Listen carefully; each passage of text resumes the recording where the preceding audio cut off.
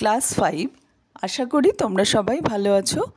আজকে আমি তোমাদের অপ্রকৃত ভগ্নাংশ এবং মিশ্র ভগ্নাংশ নিয়ে আলোচনা করব।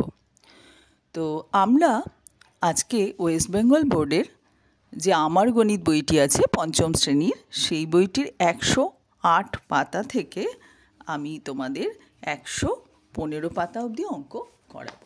এই যে আমার গণিত বইটির ছবি তোমরা তো সবাই জানো, দেখে নাও।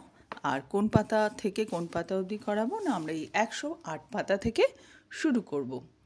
অন্যান্য বোর্ডের ছেলেমেয়েরাও আমার ভিডিওটি দেখলে তোমরা মিশ্র ভগ্নাংশ বা অপ্রকৃত ভগ্নাংশ সম্পর্কে জানতে পারবে। মিশ্র ভগ্নাংশকে আমরা বলি মিক্সড ফ্র্যাকশন, ঠিক আছে। আর প্রকৃত ভগ্নাংশকে আমরা বলি প্রপার ফ্র্যাকশন, আর অপ্রকৃত মানে ইমপ্রপার ফ্র্যাকশন। এগুলো নিয়ে আমরা আলোচনা করব।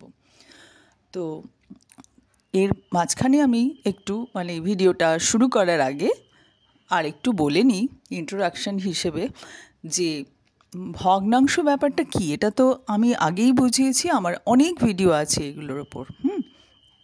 আর আমার গণিত বইয়ের পৃষ্ঠা 77 থেকে কিন্তু দেখবে এটা শুরু হয়েছে যে একটা অখণ্ড জিনিস বা গোটা জিনিসকে আমরা সমান ভাগে যখন ভাগ করে নিচ্ছি তখনই কিন্তু ভগ্নাংশের ব্যাপারটা আসছে, আইডিয়াটা। যেমন তোমাদের বইতেই একটা উদাহরণ দিয়ে বোঝানো ছিল, বা আমি যে কোনো অন্য উদাহরণ দিয়েও বোঝাতে পারি। মনে করো বাড়িতে একটা তরমুজ আনা হয়েছে, একটা গোটা তরমুজ আনা হয়েছে। তুমি এবারে সেই তরমুজটাকে সমান 4টে ভাগে ভাগ করলে। কেমন? গোটা তরমুজ, একটা গোটা তরমুজ রয়েছে, সেটাকে তুমি সমান 4টে টুকরো করেছো। করে তাহলে কি হলো, গোটা টুকরোটাই আমি এখানে তো আন্দাজে আঁকছি, এটা যে সবগুলো সমান হবে তা নয়, ছোট বড় হয়েছে এখানে ছবিতে দেখতে পাচ্ছ। তো এরকম ধরো 4টে, মা মনে করো, ঠিক আছে আমি 4টেই ধরি এটাকে, যে সমান 4টে, যদিও ছবিতে এটা ঠিক স্পষ্ট সমান হয়নি, 4টে সমান টুকরো হয়েছে। বা যে কোনো গোল একটা, ধরো একটা কেক বানিয়েছেন মা, তাকে তুমি সমান 4টে টুকরো করেছো।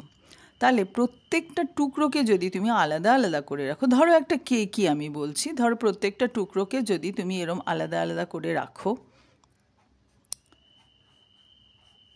এইরকম ধরো 4টে টুকরো হয়েছে। এখানে ছবিটার সঙ্গে এই টুকরোগুলো মিলছে না, বাট মনে করো এরকমভাবে 4টে টুকরো আমরা বার করেছিলাম। বা আরেকটা ছবিও আমরা এঁকে নিতে পারি। যদি আমি কেকের কথাই ভাবি, ধরো এখানে এরকম একটা কেক, তাকে সমান 2 ভাগে ভাগ করলাম প্রথমে, মাঝখান দিয়ে একটা, ঠিক আছে। এই ছবিটাই ফলো করো, তাহলে প্রত্যেকটা 4টে করে টুকরো হলো, 4টে সমান টুকরো হলো। এই একটা টুকরো, এই একটা, এই একটা, এই একটা, ওকে। তো তাহলে প্রত্যেকটা টুকরো মানে কি 4 ভাগের 1 ভাগ, অর্থাৎ 1/4 অংশ, ঠিক আছে। প্রত্যেকটা টুকরো হচ্ছে 1/4 অংশ। এই ছবিটা এখন আর দেখতে হবে না, তোমরা এই ছবিটাই ফলো করো। তাহলে আমরা লিখি প্রত্যেকটা টুকরো হচ্ছে 1/4 অংশ। 4 ভাগের 4টে টুকরোর মধ্যে একটা করে অংশ। তো এবার মনে করো তুমি তোমার মাকে 2টো টুকরো দিলে, এই টুকরোটা আর এই টুকরোটা। তাহলে 2টো টুকরো দেওয়া মানে মা কতটা পেলেন? 4 ভাগের মধ্যে 2 ভাগ, মা পেলেন 2/4 অংশ। এবার তুমি বাবাকে একটা অংশ দিলে, তাহলে বাবা কত পেলেন? বাবা পেলেন 1/4 অংশ। আর একটা টুকরো যেটা পড়ে আছে সেটা তুমি নিলে, তাহলে তুমি পেলে 1/4 অংশ, ঠিক আছে। তুমি কত পেয়েছো? 1/4 অংশ।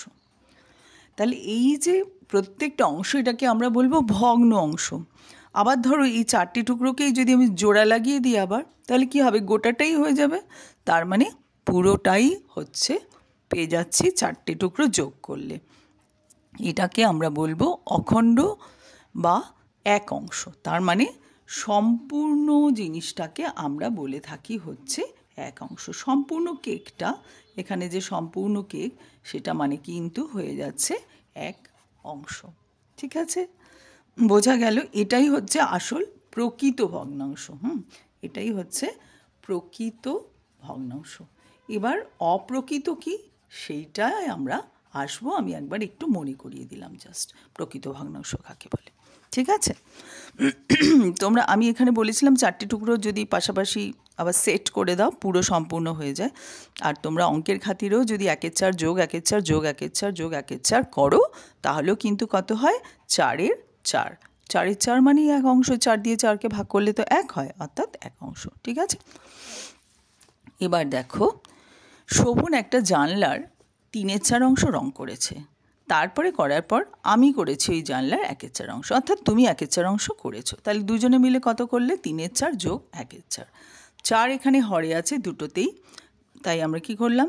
4 লসাগুই হবে, 4 আর 4 দুটোরই লসাগু, আর ওপরে 3 আর 1 যোগ করে হয়ে গেল 4। 4-এর 4 অংশ, 4 দিয়ে 4কে ভাগ করলে হয় 1 অংশ, অর্থাৎ তোমরা দুজনে, শোভন আর তুমি মিলে 1 অংশ রং করেছো।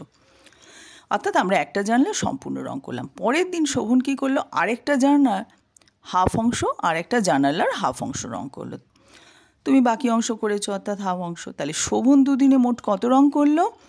প্রথম দিন জানলার 3-এর 4 অংশ করেছিল, পরের দিন আরেকটা জানলার হাফ অংশ করলো। তাহলে শোভন কতটা রং করেছে এটাও যদি বুঝতে চাই, এই দুটো যোগ করব। যোগ করলে আমরা ভগ্নাংশের যোগ আগেই শিখিয়েছি, 4 আর 2-এর লসাগু করলে হয় 4, সেখান থেকে আমরা পাচ্ছি 3 যোগ 2, হ্যাঁ, অর্থাৎ 5-এর 4 অংশ। এবার কথাটা দেখো, এখানে লব হয়েছে 5, খেয়াল করো, আর হর হয়েছে 4, অর্থাৎ 4 অংশের মধ্যে 5 অংশ। তো 4 অংশের মধ্যে তো 5 অংশ হয় না, সেই জন্য এই ভগ্নাংশটা, এই যে 5-এর 4 অংশ, এটাকে আমরা বলবো হচ্ছে অপ্রকৃত ভগ্নাংশ। মানে এটা অ্যাকচুয়ালি প্রকৃত ভগ্নাংশ নয়, মানে না, এখানে অপ্রকৃত ভগ্নাংশ হয়ে গেল ওটা। অঙ্কের প্রয়োজনে আমাদের এটা দরকার হয় অনেক সময়।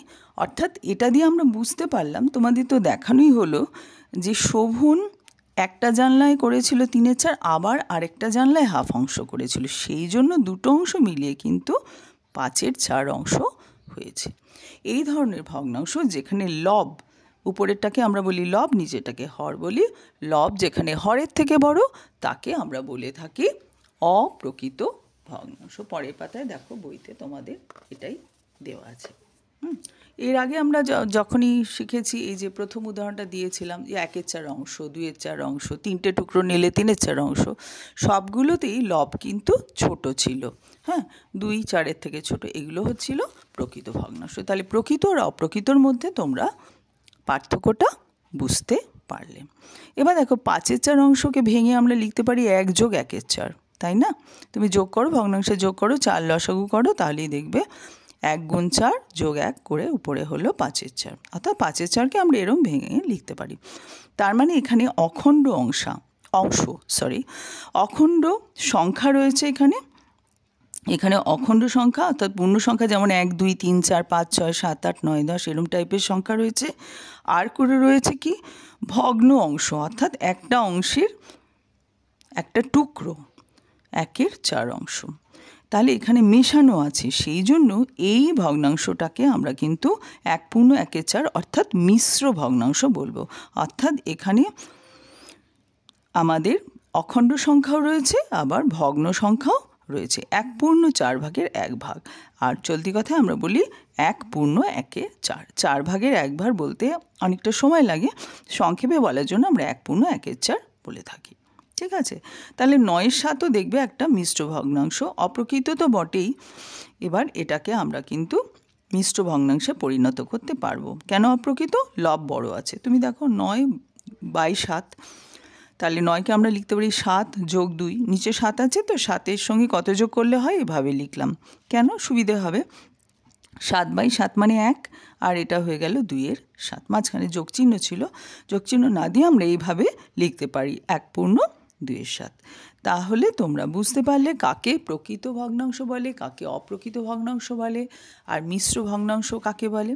আমরা এবারে অপ্রকৃত ভগ্নাংশ থেকে মিশ্র ভগ্নাংশে কি করে পরিণত করা যায় সেই অঙ্কগুলো করব। এগুলো আমাদের বইয়ের পাতায় রয়েছে, আমার গণিত বইয়ে রয়েছে 108 থেকে 115-র মধ্যে। আর অন্যান্য বোর্ডের যারা রয়েছে তারা এই ভিডিওটা দেখলে তোমরা এই ধরনের অঙ্ক, তোমাদের বইতেও নিশ্চয়ই এই ধরনের অঙ্ক আছে। ধরো 21-এর 4, এটা একটা অপ্রকৃত ভগ্নাংশ। কেন না? লব বড়, 21 4-এর থেকে বড়। তো এটাকে যদি মেশানো অর্থাৎ মিশ্র ভগ্নাংশে পরিণত করতে চাই, অর্থাৎ একটা অখণ্ড সংখ্যাও থাকবে, একটা ভগ্ন সংখ্যা থাকবে, এত পূর্ণ, এত চার, এরকম যদি আমরা করতে চাই তাহলে কি করব? 4 দিয়ে 21কে ভাগ করব, হর দিয়ে লবকে ভাগ করছি, 4 5 20, 1 অবশিষ্ট।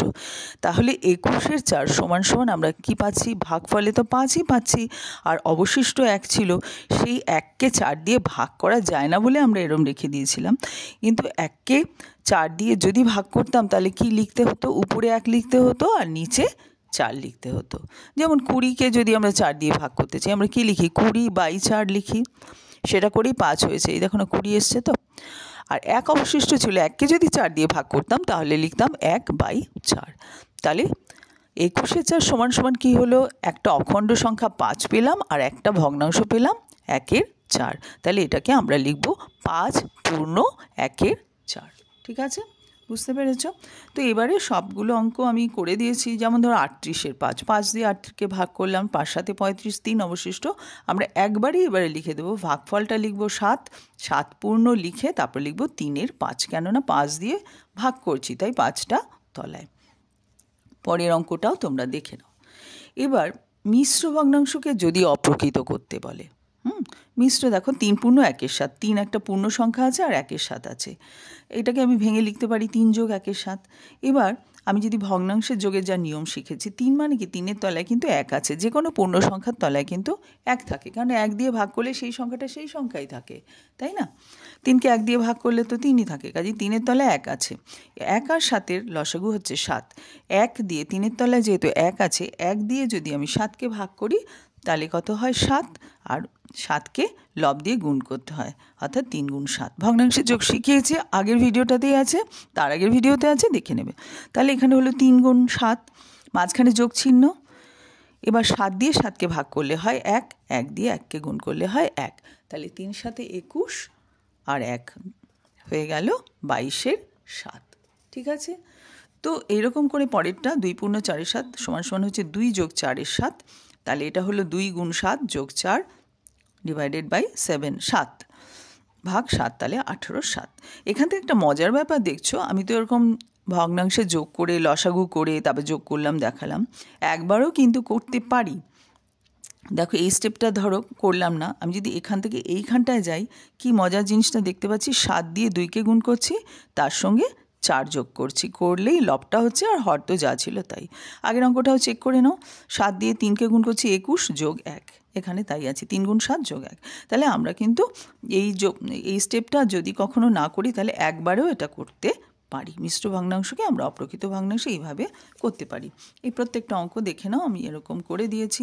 যেমন 3 পূর্ণ 1-এর 33, তাহলে এটা কি হবে? 3 গুণ 33 যোগ 1, আর নিচে হলো 33, করে হলো 133।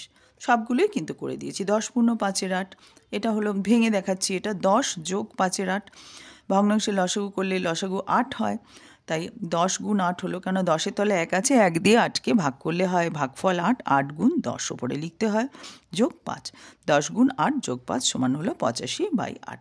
একবারও আমরা করতে পারতাম 8 10কে 80 যোগ 5। ঠিক আছে, তাহলে বুঝতে পারলে। এবারে আমি যোগ করোর অঙ্ক আরও কয়েকটা দেখিয়ে দিই। হ্যাঁ, প্রথম অঙ্কটা করে দিয়েছি, দেখো 12-র 5 যোগ 10-এর 3, 5 আর 3-এর লসাগু করবো, 15 হয়, দুটোই তো মৌলিক সংখ্যা, কাজেই 5 আর 3 গুণ করতেই হবে লসাগু করার জন্য, কারণ কোনো কিছু দিয়ে মিলবে না, দুটো সংখ্যাকে ভাগ করা যাবে না। তো তাহলে 5 দিয়ে 15কে ভাগ করলে হয় 3, 3 দিয়ে 12কে গুণ করলাম, যোগ 3 দিয়ে 15কে ভাগ করলাম 5, 5 গুণ 10 লিখলাম, 3 12 36, আর এটা হলো 50, যোগ করলে হয় 86-র 15। এটাকে যদি আবার মিশ্র ভগ্নাংশে নিতে চাই তাহলে 15 দিয়ে 86কে ভাগ করলে 5 15 75, 11 অবশিষ্ট থাকে, তাই এটা হলো 5 পূর্ণ 11/15। তোমরা নিজেরা ভাগ করে দেখে নিতে পারো। একই রকমভাবে পরের অঙ্কটা আমি করে দিয়েছি, তোমরা দেখে নাও। আরেকটু বড় অঙ্ক এখানে যেটা আছে সেটা বোঝাই, এটা আরেকটা পদ্ধতিতে আমি করছি। ধরো 2 পূর্ণ মিশ্র ভগ্নাংশের যোগ করছি এবারে। আগেরটা কি ছিল? অপ্রকৃত ভগ্নাংশের যোগ, লবটা বড় হরের থেকে, এখানেও লব বড় হরের থেকে, কিন্তু মিশিয়ে লেখা আছে, অর্থাৎ অখণ্ড সংখ্যাও লেখা আছে, যেমন 2, এখানে 1, এখানে 1, এগুলো সব অখণ্ড, খণ্ডিত নয় এমন সংখ্যা। অখণ্ড সংখ্যাও আছে, ভগ্নাংশও আছে, তাই এটাকে আমরা বলি মিশ্র ভগ্নাংশ। তো মিশ্র ভগ্নাংশের যোগ আমরা কি করে করব? এখানে দেখো 2 পূর্ণ 1-এর 5কে আমরা কি লিখতে পারি? 2 যোগ 1-এর 5। এটাকে কি লিখতে পারি? 1 যোগ 4-এর 15। 1 পূর্ণ 1-এর 20কে কি লিখতে পারি? 1 যোগ 1-এর 20। তাহলে আমি সব অখণ্ড সংখ্যাগুলো আগে যোগ করে নিই। এখান থেকে 2, এখান থেকে 1, এখান থেকে 1 নিলাম, সব যোগ করলাম। তারপরে যোগ, এবার ভগ্নাংশগুলো লিখছি। 1-এর 5 যোগ 4-এর 15 যোগ 1-এর 20। ঠিক আছে, এবার এই ভগ্নাংশের যোগটা করব। 5, 15, 20-র লসাগু করব। 5 দিয়ে ভাগ করলাম, 5-একে 5, 3 5-এ 15, 4 5-এ 20। 8 তো ভাগ করলে, 3 দিয়ে ভাগ করলে তো একটাই যাবে, অন্যটা হবে না, তো তাহলে আমরা এগুলো গুণ করে নিই। 5 গুণ 3 গুণ 4 হলো 60 লসাগু। তাহলে এখানে 60 লসাগু হয়েছে। এবার 5 দিয়ে যেমন করে যোগ করে, 5 দিয়ে 60কে ভাগ করলে হয় 12, 12 দিয়ে 1কে গুণ করলে হয় 12, মাঝখানে যোগ চিহ্ন, এই যোগ চিহ্ন লিখলাম। 15 দিয়েও 60কে ভাগ করলে হয় 4, সেই ভাগফলকে 4 দিয়ে গুণ করলাম, 4 4-এ 16। 20 দিয়ে 60কে ভাগ করলে হয় 3, 3 দিয়ে 1কে গুণ করলাম, 3 হলো। এবার এই 3টে যোগ করলে হচ্ছে 31, 31-এর 60। ঠিক আছে, এটাকে তো আর কিছু করা যাবে না, লব তো ছোটই আছে, এটা হচ্ছে প্রকৃত ভগ্নাংশ। তাহলে এটার উত্তর হলো 4 পূর্ণ 31-এর 60। বুঝতে পারলে? বুঝতে না পারলে বারবার ভিডিওটা চালিয়ে চালিয়ে শুনবে, এক কথা বারবার শুনলে ঠিক বুঝে যাবে তোমরা। পরের অঙ্কটা দেখো, 20-র 3 যোগ 25-এর 2 যোগ 7-এর 6। এটা মিশ্র ভগ্নাংশ নয়, এটা হচ্ছে অপ্রকৃত। লব বড় আছে পরিষ্কার, এখানে মেশানো কিছু নেই, এরমভাবে করা আছে। তো এখানেও আমরা 3 2 6 লসাগু করলাম 6। তারপরে যেমন করে যোগের নিয়ম, 3 দিয়ে 6কে ভাগ করলাম, ভাগফল 2 হলো, 2 দিয়ে 20কে গুণ করলাম, 40 হলো, যোগ চিহ্ন দিলাম, সবগুলো করলাম, করে এটা হলো 122-এর 6। এখানে লব দেখতে পাচ্ছি বড়, তাই এটাকে আমি মিশ্র ভগ্নাংশে নিয়ে উত্তরটা করলাম। 6 দিয়ে 122কে ভাগ করলে 6 20 120 হয়, 2 অবশিষ্ট থাকে, সেই জন্য 20 পূর্ণ 2-এর 6।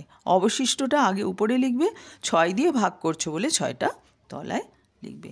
পরের অঙ্কটাও দেখো আমি করে দিয়েছি। এখানে 7, 5 আর 15 লসাগু হয়েছে 105।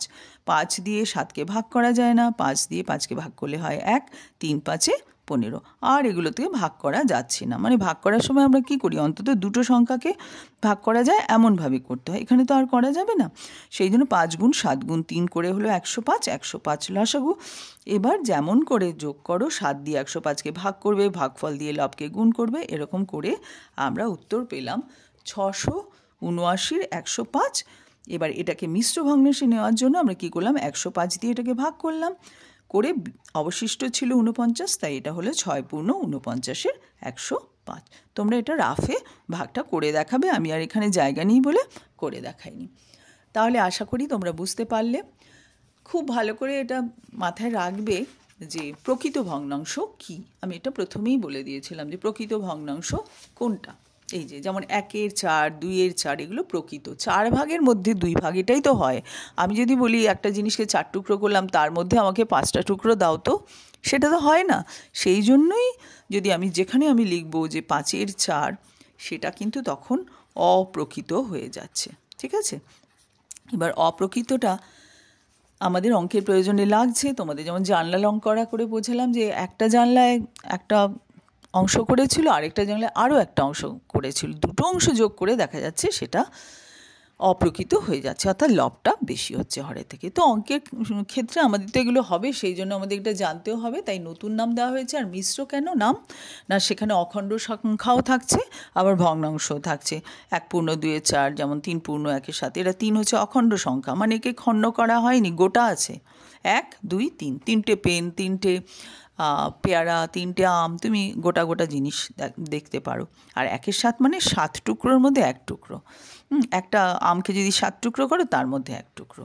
তো সেই জন্য ওটাকে বলা হয়, এগুলোকে বলা হয় মিশ্র ভগ্নাংশ। খুব ভালো করে কথার মধ্যে, নামের মধ্যেই কিন্তু মানেটা লুকিয়ে থাকে, প্রকৃতর মধ্যেই মানেটা লুকিয়ে আছে, মিশ্র কথাটার মধ্যে মানেটা লুকিয়ে আছে। অপ্রকৃত মানে প্রকৃত নয়। হ্যাঁ, কাজেই ভগ্নাংশে যদি লব ছোট হয় হরের থেকে, যে 1-এর 4, 2-এর 4, 3-এর 4, হরের থেকে লব ছোট, তাহলে অপ্রকৃত ঠিক তার উল্টোটা হবে। এটাই মনে রাখবে, গুলিয়ে ফেলার দরকার নেই। প্রকৃত ভগ্নাংশ কাকে বলে মনে রাখলেই তার উল্টোটা হচ্ছে অপ্রকৃত, এটা তোমরা মনে রাখতে পারবে। আশা করি সবাই বুঝতে পারলে। ভালো লাগলে বন্ধুবান্ধবদের শেয়ার করো, তাহলে তারাও শিখতে পারবে। আর চ্যানেলে কেউ নতুন থাকলে তোমরা সাবস্ক্রাইব করে নিও আমার চ্যানেলটা। পাশে থাকা বেল আইকন প্রেস করে দিতে পারো, তাহলে খুব তাড়াতাড়ি নতুন ভিডিওগুলো তোমাদের কাছে পৌঁছে যাবে। থ্যাংক ইউ, ভালো থেকো।